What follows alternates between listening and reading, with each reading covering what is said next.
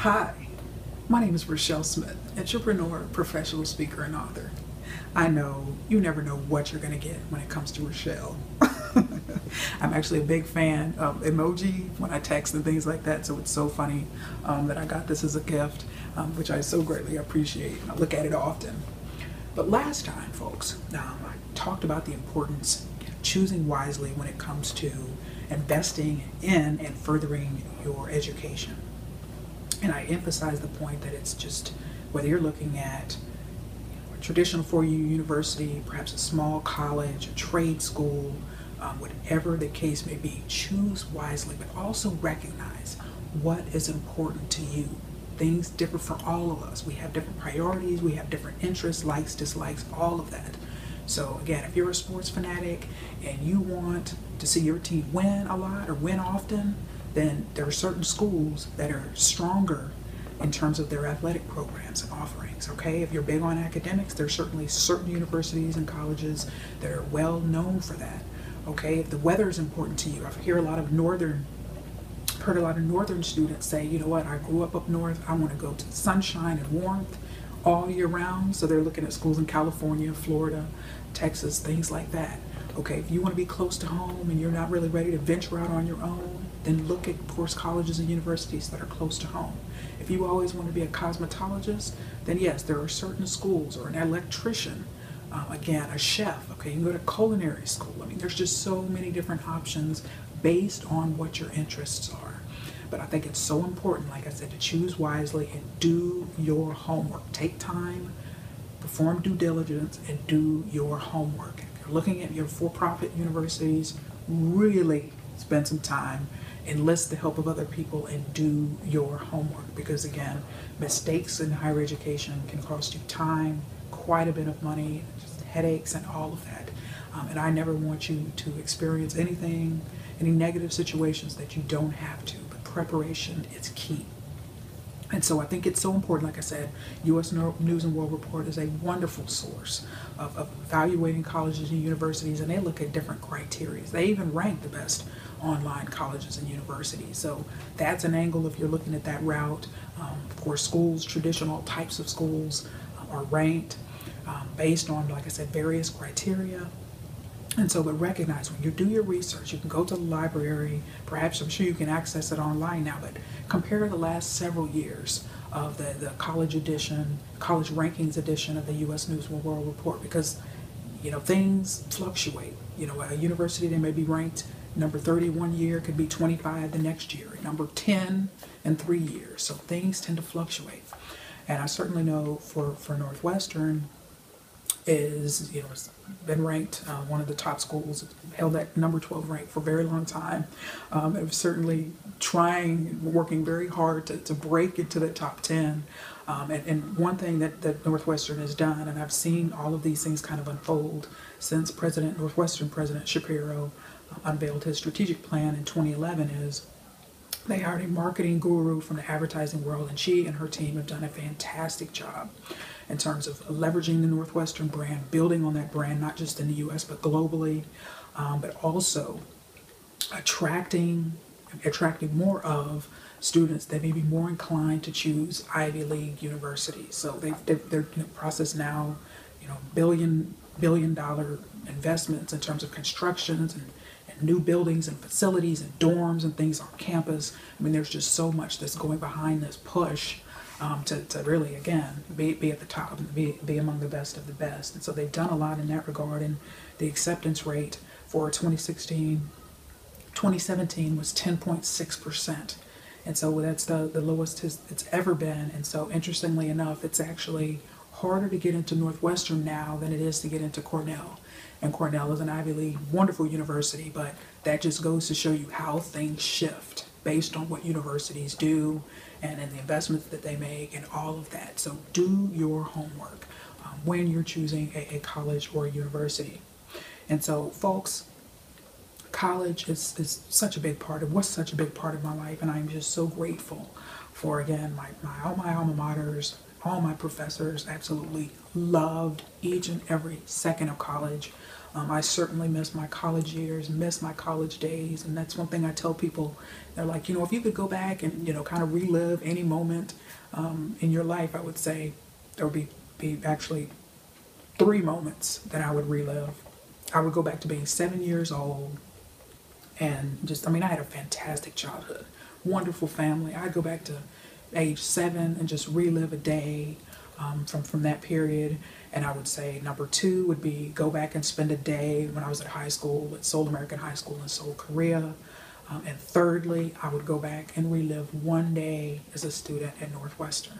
And I absolutely, like I said, wonderful experiences at all 3 universities, and I'm glad I attended each university again in the sequence that I did. But that Northwestern experience was absolutely unreal, and I wish I could go back and relive it.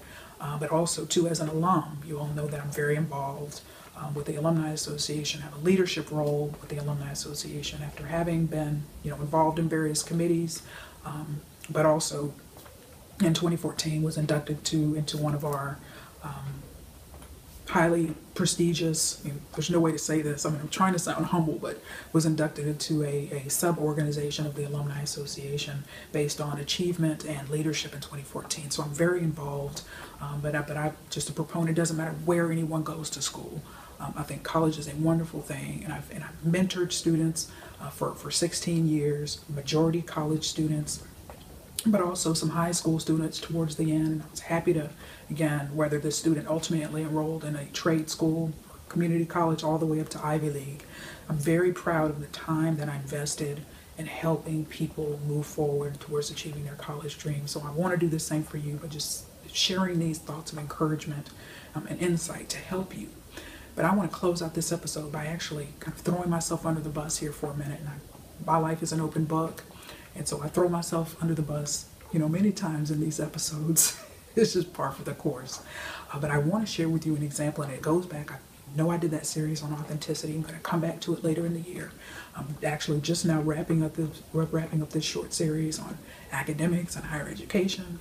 But I had the opportunity, I spent a lot of time undercover March 2nd to go undercover, take a test, fail the test, and see how it was handled. So it was a compliance situation, compliance assessment. And so, I agreed to do it, no problem, make this thing happen. But I realize now what a blind spot I had in terms of knowing, or not really, again, having, and that's what a blind spot is. You don't really kind of recognize, where your blind spots might lie. But for me in that situation, test taking have been absolutely fundamental in terms of my achievement, whether as a little girl or a person, a woman in college. Tests and all of that have been very important to me, and I'm very competitive test taker. And so for me to go in with the fundamental motive to fail and fail quickly and see how that was handled, folks, I could not do it. And it's amazing. And I look at that situation and I'm like, wow, so folks, again, I took far too long to actually take the test than I should have. But that is because I could not just go in and just randomly choose wrong answers, again, with the goal and motive of failing.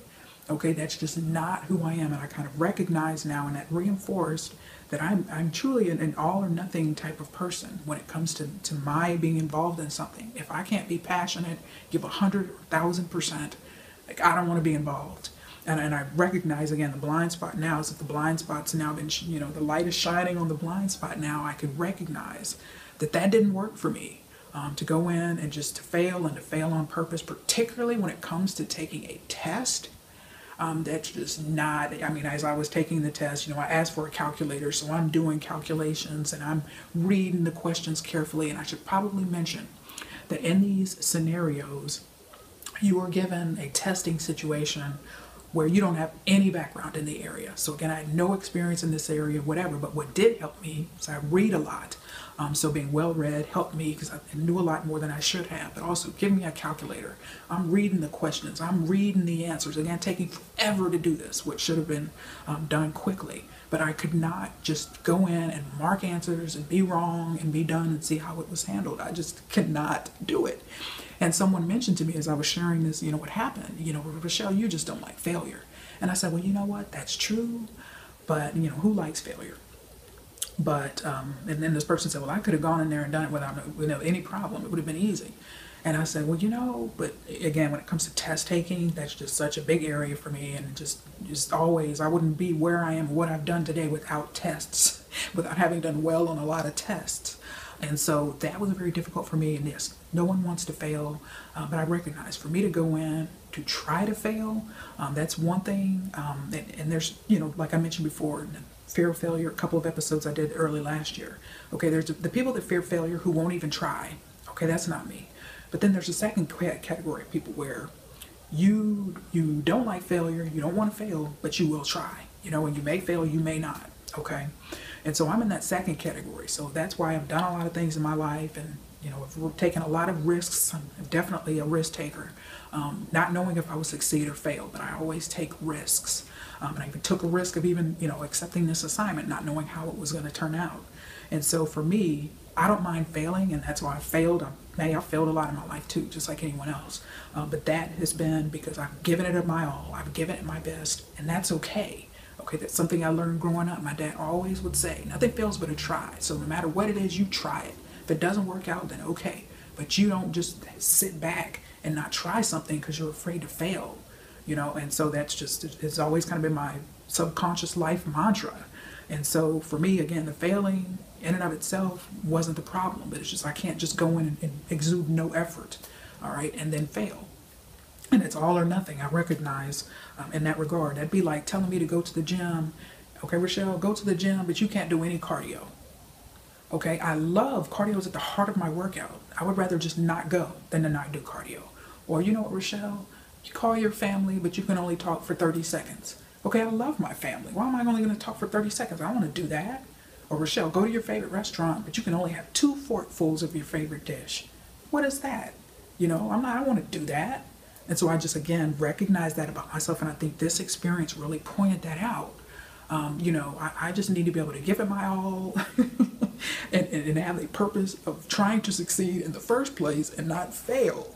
All right. So, but I just had to share this experience with you because it goes back to authenticity, which I've talked about, but it also ties into this aspect of, academics and scholarships, where again, those of us who really took great joy in studying hard and working our tails off in college, a lot of those behaviors remain with us for many years, for years after college, and so I think it's so important to really, as we look about it, we look at our lives and we think about, again, where we are, where we want to go, what's happening, what hasn't happened. Think about these life lessons. Again, this is actually turning into a failure episode on, part 3 on my failure series, but that's okay. But I just wanted to share this with you folks. But, life is about learning, life is about growing, but life is also recognizing your value system, who you are, what works for you, what doesn't work for you. Okay, I love being undercover. It's wonderful. I really enjoy it. But in a scenario like this, I can't do a scenario like that again. Okay, because that's just not who I am. Okay, I can't just go in and just try to fail on purpose. That's just not me. And so, folks, I just wanted to share that with you. I hope you have a wonderful day, and I thank you so much for your time.